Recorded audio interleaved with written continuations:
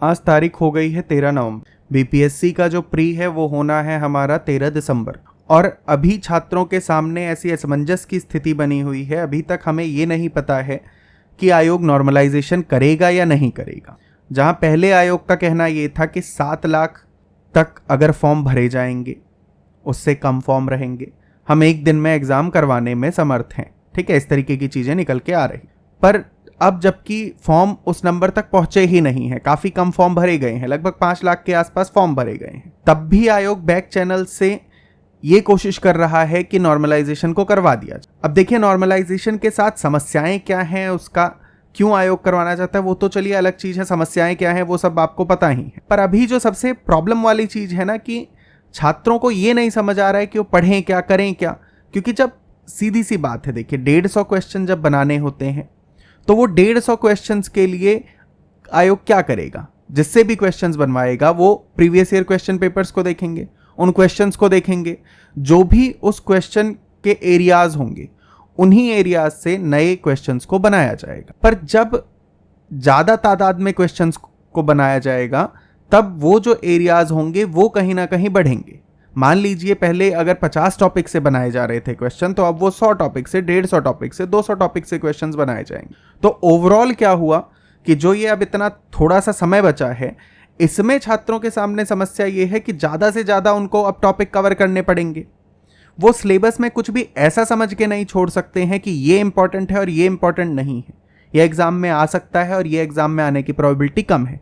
क्योंकि जैसे ही आप नॉर्मलाइजेशन लाएंगे, अलग अलग पारियों में एग्ज़ाम करवाएंगे, एक से ज़्यादा पेपर बनेंगे आपके, वैसे ही आपके नंबर ऑफ क्वेश्चंस बढ़ जाएंगे, आपको जो टॉपिक कवर करने पड़ेंगे वो बढ़ जाएंगे। अभी आप स्थिति देख ही रहे हैं।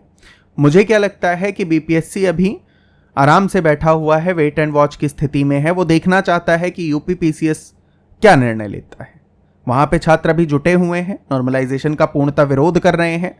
20,000 के आसपास छात्र रोड पे डटा हुआ है, सड़कों पे जोरदार तरीके से वो लोग अपनी मांग रख रहे हैं कि नॉर्मलाइजेशन नहीं चाहिए, एक दिन एक शिफ्ट में एग्जाम कराया जाए, एक पेपर लिया जाए। तो वो सारी चीज़ों को मुझे तो ये लगता है कि वो वेट एंड वॉच की स्थिति में रह के देख लेना चाहते हैं कि इसका परिणाम क्या होता है, क्या आयोग इनकी छात्रों की बातें मानता है और उसके हिसाब से फिर वो भी काम करें। क्योंकि आयोग ने पहले कहा था कि हम 15 तारीख के आसपास तक, 15 नवंबर तक छात्रों को और अभिभावकों को बुला के उनकी जो भी शंकाएं हैं उनका निवारण करेंगे, जो भी समस्याएं हैं उन समस्याओं को दूर करेंगे, छात्रों से और अभिभावकों से सुझाव लेंगे। और उससे पहले ही वो बैक चैनल से ये कोशिश कर रहे थे कि जो बड़े शिक्षक हैं, जो शिक्षक हैं कुछ, उनको बुला के वो लोग बात करें, उन्हें नॉर्मलाइजेशन के बारे में बताएं और वो लोग जाके छात्रों को समझाएं ताकि आयोग को कोई समस्या ना आए। तो ये चीज़ें किसी भी तरीके से ना सही नहीं। छात्रों का जिसमें हित नहीं है, नॉर्मलाइजेशन में किसी भी प्रकार से छात्रों का हित नहीं है।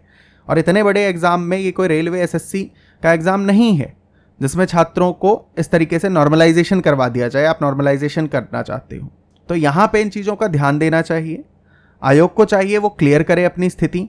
अगर आप नॉर्मलाइजेशन करने जा रहे हैं तो आप नोटिफिकेशन निकाले, बताएं, फिर वो छात्रों पे छोड़ें कि छात्र अपना उस चीज़ को स्वीकार करते हैं, विरोध करते हैं, जो भी है। पर अभी तक तो यहाँ पे चीज़ें ही स्पष्ट नहीं है, जबकि 1 महीने में एग्ज़ाम है। अभी तक नोटिफिकेशन में आपने डायरेक्टली बताया ही नहीं है कि नॉर्मलाइजेशन आप करवाने जा रहे हैं या नहीं करवाने जा रहे।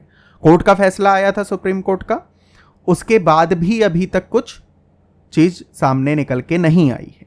अब अगर आप उस फैसले को लें तो उसके हिसाब से नॉर्मलाइजेशन किसी भी तरीके से यहाँ पे लागू नहीं होना चाहिए। इस पेपर में तो कम से कम नहीं होना चाहिए। अगली भर्ती निकले, आप शुरू से निकाल सकते हैं, तब कर सकते हैं। खैर, अभी के लिए आप 13 दिसंबर का ही तारीख को अंतिम मान के चलें।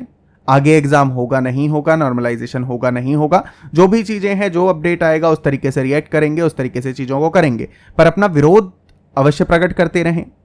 कोई भी इस तरीके का कंटेंट है, अगर आप भी विरोध में हैं नॉर्मलाइजेशन के, तो इस वीडियो को, इस तरीके की और वीडियो को जो भी कोई बनाता है उसको लाइक करें, ज़्यादा से ज़्यादा शेयर करें, आयोग तक पहुँचाएँ, ताकि आयोग को पता चले कि हाँ, लोग इसके जो छात्र हैं इसके विरोध में हैं और वो ऐसी चीज़ों को करने से बचे। बाकी 13 तारीख को अपना एग्ज़ाम डेट मान के 1 महीने की अब जो अवधि है वो खाली बची है, तो उसमें अपना ज़्यादा से ज़्यादा सिलेबस कवर करें, अच्छी तरीके से रिवीजन पे ध्यान दें, फोकस्ड वे में तैयारी करके अपने रिजल्ट की तरफ काम करें।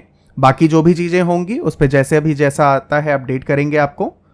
अगर आप चैनल पे नए हैं इसको सब्सक्राइब कर लीजिए। नॉर्मलाइजेशन के यदि आप विरोध में हैं तो इस वीडियो को आप लाइक करके आगे शेयर कर सकते हैं। चलिए मिलते हैं आपसे नेक्स्ट वीडियो में, तब तक के लिए खूब सारी पढ़ाई करते हैं।